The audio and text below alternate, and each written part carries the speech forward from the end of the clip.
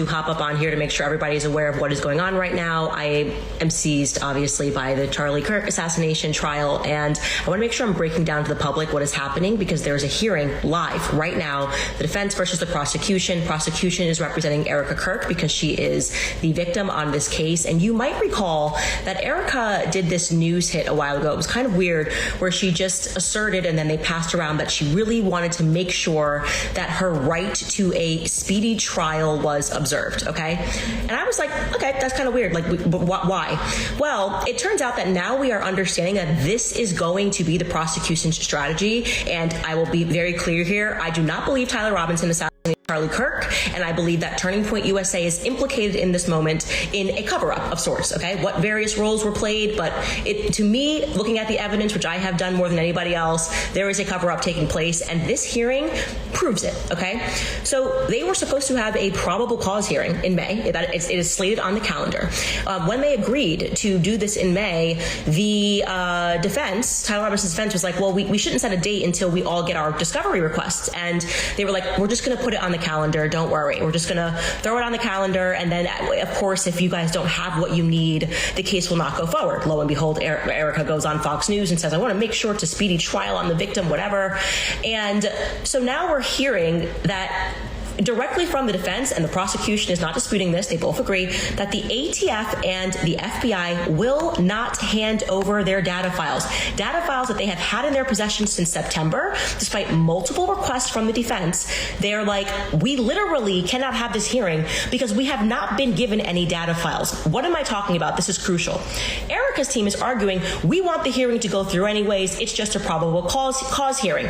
Okay, but they are basing this probable cause hearing, they want this to be televised, and they're going to say, what evidence do you have that Tyler Robinson did this? And the prosecution is going to say, well, we have his fingerprints that are on the gun. Well, what they're not telling you is that they're saying they have his fingerprints on the gun. That's just a summary report that the FBI gave to the defense. The defense is saying, okay, now can we see the digitized files? Can we see the fingerprints? Can we see your process and how you got this? No. You just get the summary. The summary report is all you need. No, actually, we need to make sure that what you're saying you saw and what you have is real. Candace Owens went live, and in the middle of breaking down the trial, she said something that changed the entire direction of the case. Because suddenly, this wasn't about Tyler Robinson anymore. It was about why Erika Kirk seems to be rushing a story no one is allowed to fully examine. Candace Owens didn't ease into it. She went straight at the hearing while it was still unfolding, watching in real time as both sides argued over something that should not even be a debate, access to evidence. And that's where everything started to feel off. According to the defense, they still haven't received the actual files from the FBI or the ATF, not the raw data or full reports, just summaries. And somehow the prosecution still wants to move forward with a televised probable cause hearing. That detail alone is what Candace kept circling back to. If the case against Tyler Robinson is as strong as they keep saying, then why is the evidence being filtered before anyone can examine it? That's when the focus quietly began to shift, not away from Tyler completely, but toward Erika Kirk and the urgency coming from her side. Because this push for a speedy hearing didn't come out of nowhere. It was framed publicly as a victim wanting justice, asking for the process to move forward quickly. But once you line up the timing, it starts to look more like pressure. Pressure to lock in a narrative before it can be questioned. Candace pointed out something simple but hard to ignore. The defense is not asking for anything unusual. They're asking to see how the fingerprints were analyzed, examine the chain of custody, and verify the timeline that places Tyler at the scene. And they're being told no. They get a summary and are expected to trust it. That's when it stopped looking procedural, rather like it's been controlled, because a probable cause hearing is not supposed to be a performance. But this one, according to what's being argued, could be televised, built around claims that cannot be challenged in real time because the underlying data hasn't been shared. And that raises a bigger question. Why push something into the spotlight before the foundation is even visible? And this is where the older stories start connecting, not as proof of anything on their own, but as pieces that begin to line up. There was the casting tape, the one Candace resurfaced, showing a completely different version of Erika. Energetic, playful, chasing attention in a reality TV audition setting. You look really handsome. You look gorgeous. Are you fixing my... I got a little bacon. Babe, that's deep in there. Give them cleavage? People want cleavage. Showcase it. Sex sells, babe. Sex sells. That's me. That's against our religion. It's not. It's within the confines of marriage. a version that doesn't match the disciplined, reserved image she presents today. On its own, that's not unusual. People change and evolve, but critics didn't focus on the past itself. They focused on how that past seemed to be concealed. Because publicly, Erika described a very controlled lifestyle before meeting Charlie Kirk. Minimal distractions, no chaotic social environments, a completely different tone from what those older clips and photos suggest. And once that contrast became visible, people started asking why that version of her story was cleaned up so carefully. I never dated here because I saw vicariously through my roommate how terrible it was. Somehow getting drinks was the replacement of having coffee and breakfast. I personally would rather have coffee or brunch with someone than going, I don't drink. I find it unproductive, not because I'm holier than whatever. I just don't operate that way. But I always thought it was very strange how she would go to drinks with one guy and then go to dinner with another. So it goes twofold here. So if you're expecting to marry someone that I was blessed with, like a Charlie, you have to be the type of woman that will attract a Charlie. Are you going to church?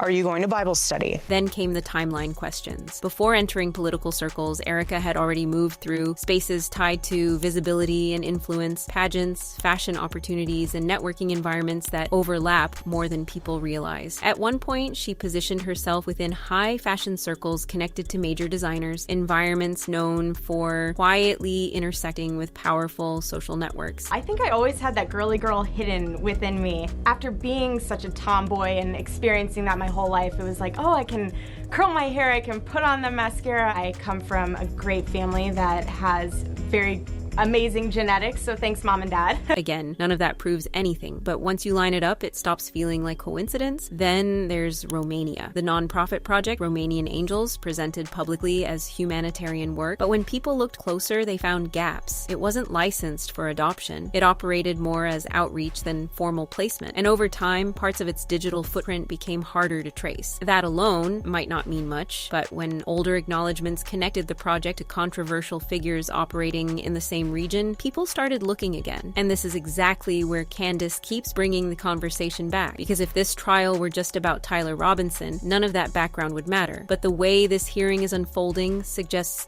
something bigger is at stake. The speed, resistance to transparency, and push to move forward without letting the defense fully examine the evidence. It all create a sense that the outcome matters more than the process. And that's where the idea of panic starts creeping in. The kind where every move feels calculated, but slightly rushed. You see it in the timing after Charlie Kirk's death, the quick transition into leadership, the immediate involvement in organizational decisions, and even reports of internal shakeups happening behind the scenes. Yeah, I understand where you're coming from. No, and I know you're going to keep saying that I understand. Yeah. Like, I know that. No, I know. And I know there's probably no magic string of words that I could piece together to procure some type of answer, but Yeah. I think on a surface level, like, I'm not going to walk out of here until I say my piece. Like, I mean, y'all know this. I just worked a series of 80, 90-hour weeks plus for AmFest. Yeah, I think I've had no direction or explanation since we've come back. Our CEO has been assassinated. I've done nothing but backwards for this organization, and the point where I'm wondering if this is a prank. It's not a prank. I would never do that. So I'm just trying to understand. And No, I understand. It's time to... so do I get to have a conversation with Dylan? Do I get to have a conversation with Justin or anybody? Or Nope. no? And there's no explanation as to why I'm going to let go. Despite, Right now, we're leaving all... you know, and you're going to keep saying a different direction, but I'm trying to understand how I've met multiple times with my... You're going a different direction with the team, and I have to ask you to leave now. You have to ask me to leave property? Yes. Due to what, Frank? Because we're asking you to leave because you've been terminated and we're not. But there's no explanation or documentation for this. I've never had one bad review from Dylan. I've never had one issue with the company. I've never done anything unethical. And so I'm sitting here understanding why my entire livelihood is being completely tossed out. I mean, I sat in No, this chair. you're gonna do great things. No, and I You're plan likely to. I don't think you're likely to being tossed out. I think you're very successful. Well, my paycheck every other week is being tossed out, Frank, with absolutely no warning whatsoever. I understand. At this time, it's time for you to go. It's time for me to go. Why? Like this is the treatment that Turning Point is offering now. It's time to go, Carla. Frank, this is crazy. Yeah, I understand where you're coming from. I don't think you do. This feels very heartless. This feels without emotion. I do understand where you're coming from. This feels completely without emotion. You see it in the leaked audio Candace referenced. Conversations about merchandise tied to Charlie's name happening almost immediately after his passing. You see it in public appearances, the push to maintain control of the narrative, to define how the story is told before others can. And now you see it in the courtroom. And you can see from behind me, this is a recreation of the tent where Charlie Kirk lost his life at Utah University in September, and people are taking selfies with it. I can't. I cannot. I am not capable of whatever that. When I saw this, I realized I do not know enough words. I had to consult a thesaurus, and I still could not land upon the correct adjective to describe how I felt when I saw that tent. People taking selfies under a recreation. I don't know if it's actually the tent. It looks like it's pretty old, or a tent that Charlie died under. That's what was happening at AmFest. Horrified. I was aghast. I don't think I ever described myself as aghast. I was aghast. It was ghastly to look at that and to realize that they made a conscious decision to allow that to happen. To what end? Because if everything is as clear as it's being presented, then there should be no issue handing over the files, allowing the defense to verify the claims, and slowing things down just enough to make sure the process holds up under scrutiny. But that's not what's happening. Instead, there's a push forward despite missing pieces. And that's the detail that changes everything. Because once you notice that, the case stops being just about whether Tyler Robinson did it. It becomes about why the system around the case is behaving this way, and why Erika Kirk appears to be at the center of that push. Candace isn't backing off either. If anything, she's escalating, calling attention to each inconsistency as it happens, forcing people to look at details they might have ignored otherwise. So now people are watching differently, including the online community. Not just the evidence, but the behavior, claims, timing, what's being said, and what's withheld. One user said, "Charlie never had a better friend than Candace." Another critic said bluntly, "Why does Erika Kirk have a say in any of this? She is not the victim in this case. Charlie is." Still another wrote, "A speedy trial is only right for the defendant, not the victim's wife." And the deeper you look, the harder it becomes to ignore the same question coming up again and again. If everything is real, why rush it or hide parts of it? And if this trial really is about Tyler Robinson, why does it feel like something much bigger is being protected? What do you think? Drop your thoughts in the comments. And if you're writing with unfiltered heat, don't just scroll, lock in, tap like, subscribe, and keep it rolling with the next jaw dropper loading up now.